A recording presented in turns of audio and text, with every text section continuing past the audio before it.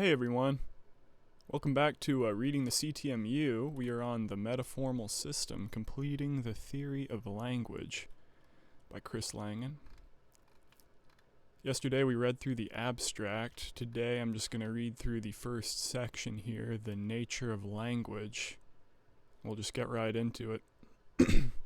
Language, which is widely regarded as an artificial construction of human beings, is conventionally defined in a variety of ways, associated with various perspectives on philosophy, psychology, sociology, and pedagogy, often with an emphasis on culture and politics, and with various technical prerogatives having mostly to do with the study and employment of automata.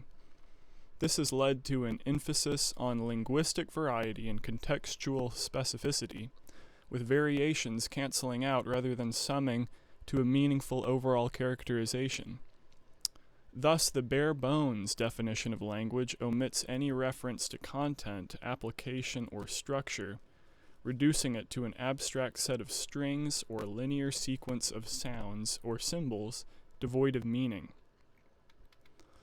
All existing definitions of language, even those which delve deeply into its structure, production, genesis, and evolution, or have to do with its formalization or computational application, sell it short by restricting its definition and ignoring its ubiquity. In reality, language is not dependent on the vagaries of human culture and psychology, the preferences of academic specialists, or the capacity, functionality, or architecture of computational machinery. In fact, language is the most general and necessary abstract structure in mathematics, the protean abstract structure of which all other structures are instances by virtue of their effability and mathematical descriptions alone. Its generality is reflected in the fact that it can be equally well described as an object, attribute, process, or operational medium, and in fact as all of these in seamless combination. From a technical standpoint, one of the most important features of language is that its study is necessarily self-referential. That is, any attempt to define, describe, analyze, or construct language uses language itself to do so. Self-referentiality is a powerful and underexplored feature of language, one which has puzzled and fascinated mankind for centuries.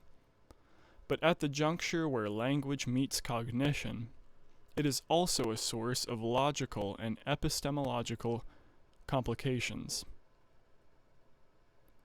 Due in part to these complications, language has met with many apparent failures, ranging from piles of self-contradictory and seemingly unproductive philosophical verbiage to the undefinability and undecidability problems of formal language systems. There are many who seem to believe that this is the end of the story, and that language-using creatures such as we will never understand or agree on the nature of the reality we inhabit. But fortunately for science, philosophy, and the intellectual destiny of mankind, complete surrender to epistemological relativism turns out to be premature. Well, thank God for that.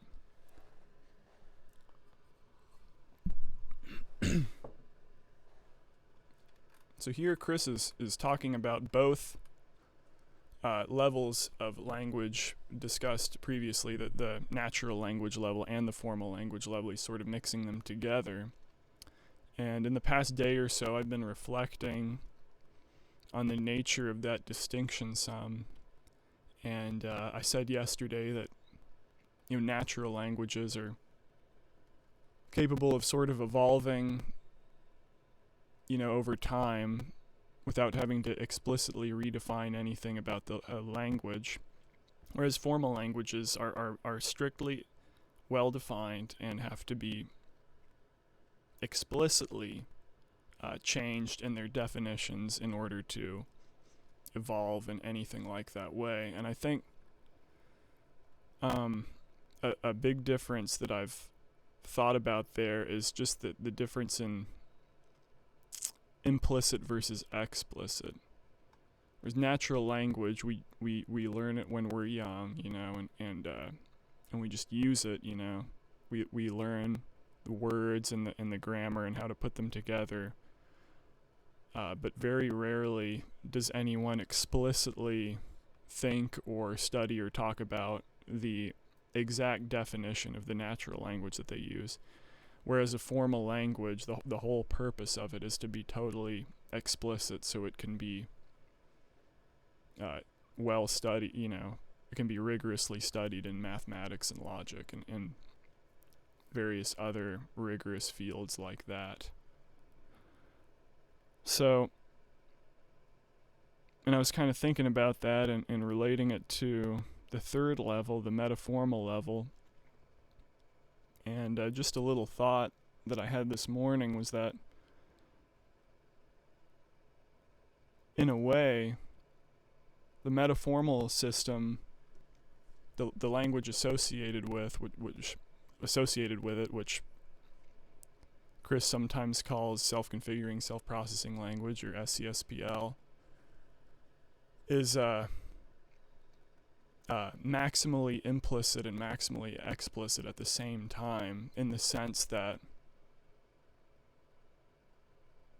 it's explicit because each of your direct perceptions are literally instances of the language itself. So that's about as explicit as it gets. It's just right there in front of you. You don't even have to think or abstract at all in order to have it. It's just there. You don't even have to know how to speak a natural language. Animals or lower organisms which don't know how to speak natural language, let alone use a formal language, yet they have these perceptions and they just take them, for granted, basically, and are able to use them because that's how explicit it is. Whereas, it's also maximally implicit because its syntax, its underlying structure, is kind of like a metaphor that came to mind that was discussed in a popular video by the late author David Foster Wallace, where he's talking about just the fact that a fish does not know that he's in water. In a similar way, it's very easy for organisms, including us, to just have no idea what we're actually immersed in, because we have nothing to contrast it with in our experience. It's literally everything we experience. And it took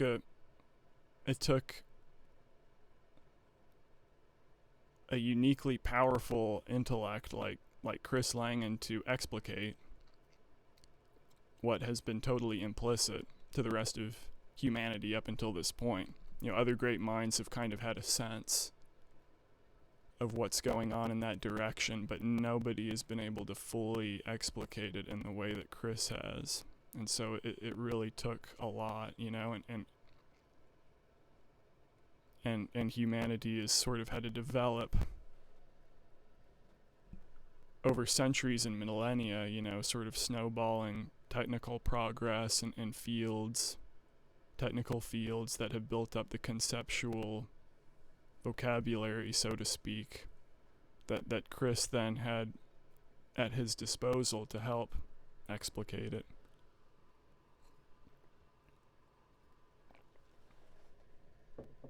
So, anyway, that's just a thought that I wanted to share.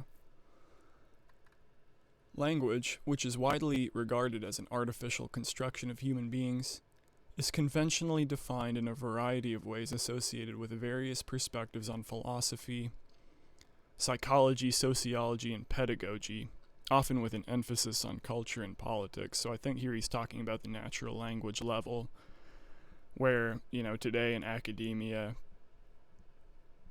I went to college and I sort of tried to not get bogged down in these fields, but you have the deconstructionalists and the postmodernists and all these associated thinkers and academics that have, split endless hairs and argued ad nauseum about what the ultimate nature of the natural language that we use is.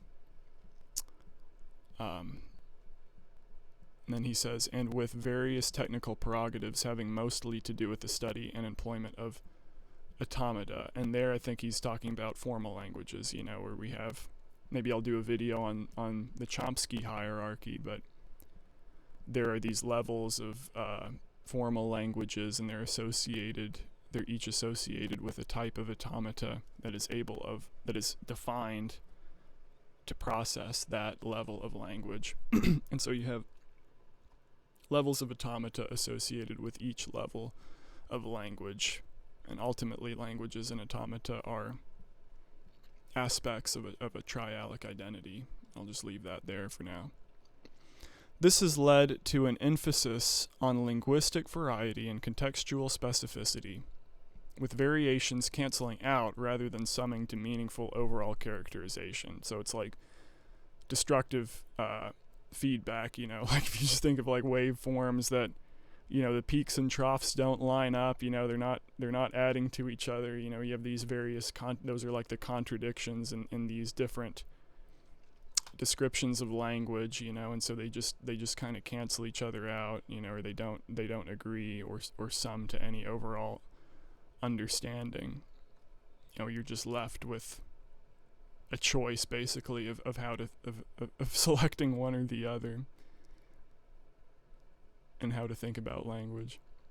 Thus, the bare bones definition of language omits any reference to content, application, or structure, reducing it to an abstract set of strings or linear sequence of sounds or symbols, devoid of meaning.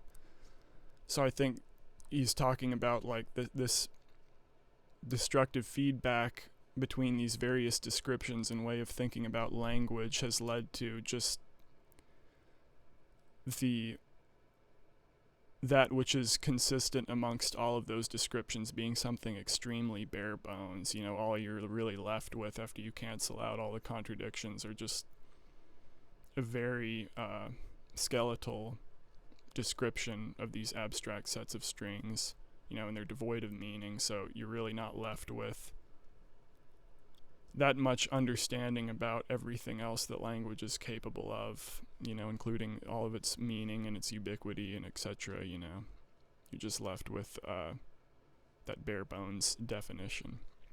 All existing definitions of language, even those which delve deeply into its structure, production, genesis, and evolution, or have to do with its formalization or computational application, sell it short by restricting its definition and ignoring its ubiquity. So in all these fields that discuss language, and nowhere is it really talked about that language is totally ubiquitous. That's the principle of linguistic reducibility in the CTMU. Everything comes down to language.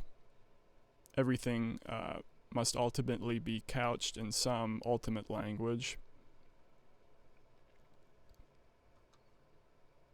And so they sell short, the thing that they're trying to discuss. In reality, language is not dependent on the vagaries of human culture and psychology, the preferences of academic specialists, or the capacity, functionality, or architecture of computational machinery.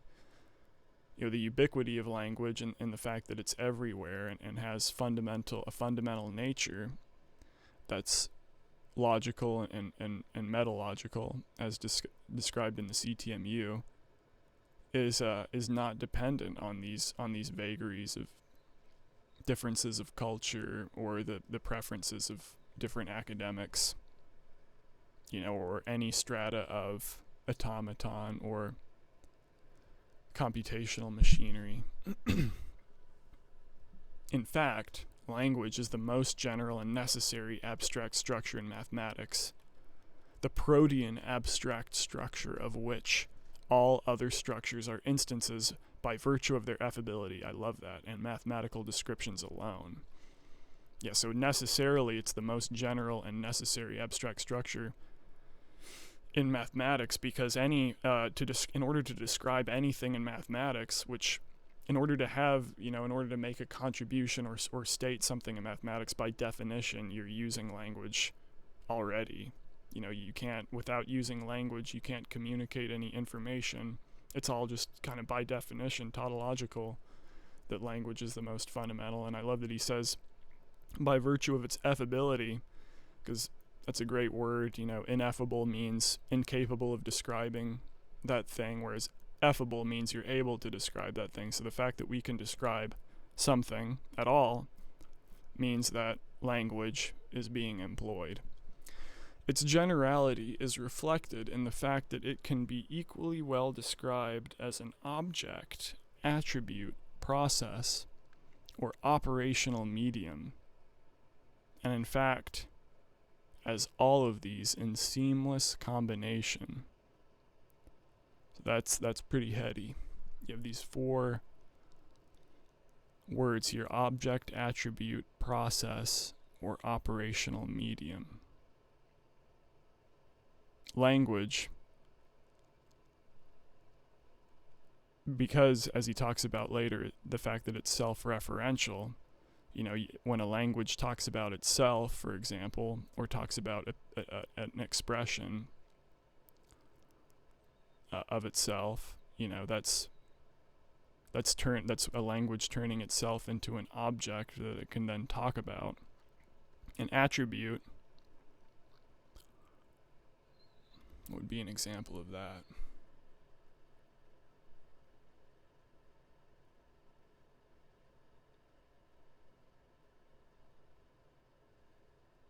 Like, it's able to talk about itself as something that distributes over a set of instances. Like, for example, a formal system, is an attribute, or a theory, a scientific theory, or any theory in science and mathematics is an attribute. I think somewhere in Chris's writings, Chris says that theories in general are basically complex attributes, and then you can use language to talk about those theories or formal languages themselves. So those are like language converting itself into an attribute that it can then talk about. And a process is anything time-like, so a formal system, or say a scientific theory that is able to make predictions or simulations. Like, any time that a scientist runs a computer simulation in order to predict something about the natural world, that is language as a process, and you can use language to do that, and language can talk about that. Or operational medium, I guess that to me that sounds very similar to process, but I guess it's just more general in the sense that it's just an overall medium in which operations can take place, or maybe in which you have different of these 3 data types all at play at once, and it just forms an overall medium, perhaps. Obviously, language is necessary for that too. You can describe language as all 4 of those, and then use language to talk about the language being all 4 of those. And, in fact, language does all these things at the same time.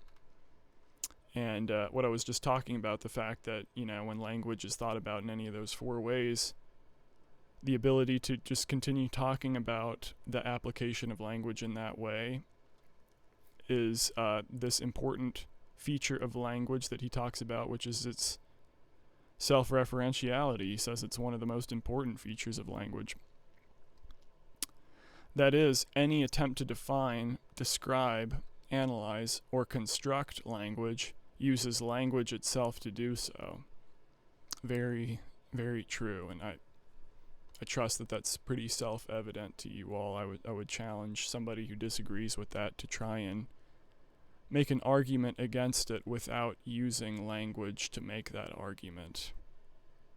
It would seem to me that arguments against that point are self-canceling in that way, and that they use language in order to even make an argument. So self-referentiality is a powerful and underexplored feature of language, one which has puzzled and fascinated mankind for centuries. But at the juncture where language meets cognition, it is also a source of logical and epistemological complications. It's a cool image, this point at which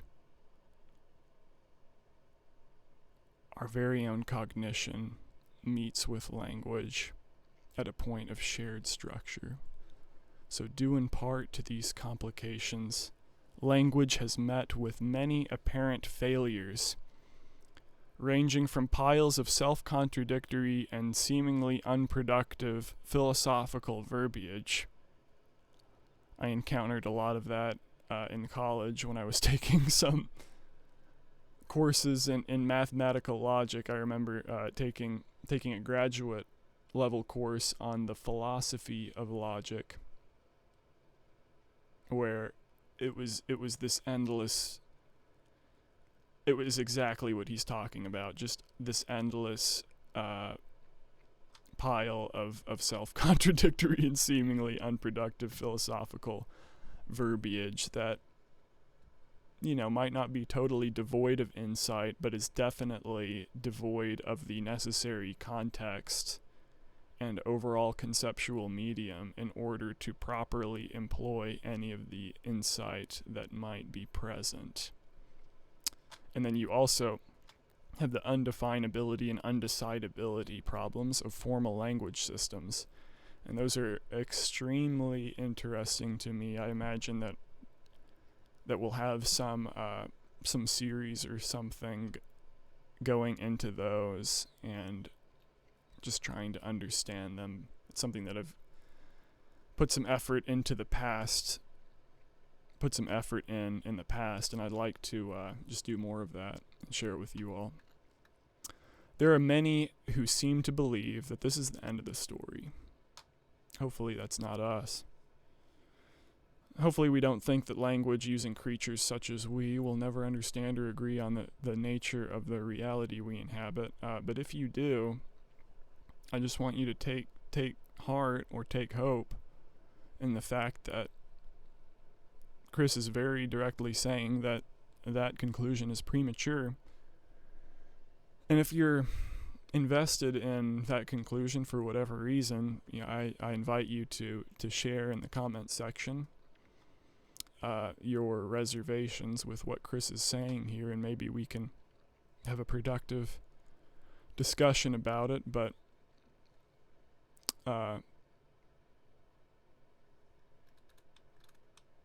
hopefully we don't come with such sort of preconceived biases and emotional attachments to anything like that. Although if you do, I'm not passing judgment on you.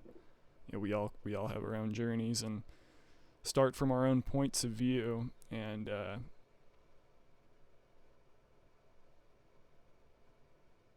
I think as long as we're all just open to the possibility of growth and recognizing truth that we don't already have, we're good in the sense that we can move forward in our journeys. And with that, I just want to end in a little prayer. God, I come before you today with all my viewers, and I just thank you for this opportunity to read the CTMU in this public forum, Lord, and study.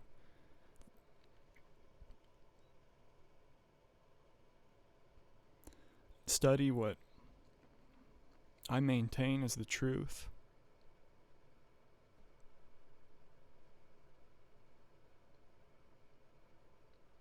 God, I just give it all back to you, God. And thank you for all the blessings in all of our lives and everything you're doing for all of us. Amen. Thank you all for joining me. I'll see everybody in the next video.